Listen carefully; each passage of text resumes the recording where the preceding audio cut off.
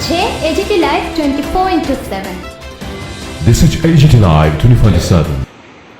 বিরোধিতা করেছে পরোক্ষে ব্রিটিশ সাম্রাজ্যবাদের পদলেহন করেছে, উপস্থিত করবার চেষ্টা করেছে কেন ব্রিটিশকে চালাবার চেষ্টা করছি আমরা। ব্রিটিশরা আসাতে ভারতবর্ষের তো নানা দিক থেকে উন্নয়ন করছে, কেন তাদেরকে আমরা তাড়াতে চাইছি, এই বক্তব্য উপস্থিত করে স্বাধীনতা সংগ্রামের পিঠে আরএসএস ছুরি মারার চেষ্টা করেছে। এই বক্তব্য জানার পরেও সেই সংবিধান প্রণয়নের জন্য যে কনস্টিটিউয়েন্ট অ্যাসেম্বলি তৈরি করা হয়েছিল তাতে আরএসএস এর প্রতিনিধিদের উপস্থিতি শুরু করে দেওয়া হয়েছে। তারা এই সংবিধানের যে খসড়া ডক্টর বাবা সাহেব আম্বেদকরের নেতৃত্বে তারা তৈরি করে কনস্টিটিউয়েন্ট অ্যাসেম্বলির সামনে আলোচনার জন্য উপস্থিত করে, তাতে যে দেখা গেল আরএসএস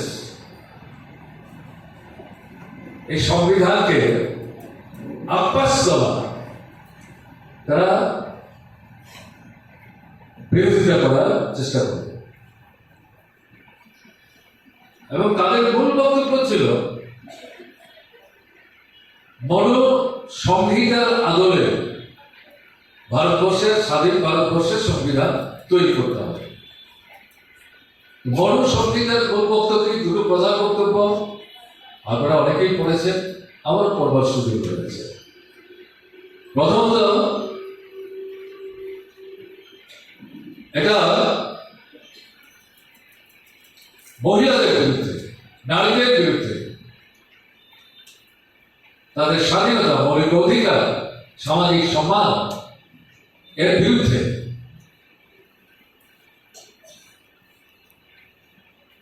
এরা গৃহবন্দী থাকবেন,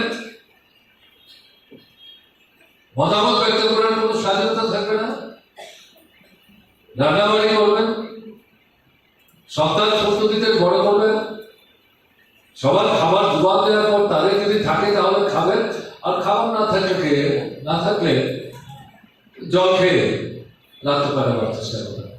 বিষয়বস্তুর অনেকটা প্রায় এরকম, সহজ উদ্ধ ভাষায় বুঝবার জন্য আমি এটা উল্লেখ করলাম।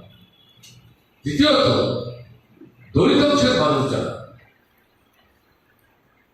তপশিলি, উপজাতি সহ দলিত অংশের মানুষ যারা, এদেরকে তারা মানুষ বলে মনে করত না, তাদের কোন নাগরিক স্বাধীনতা সংহিতার মধ্যে ছিল না।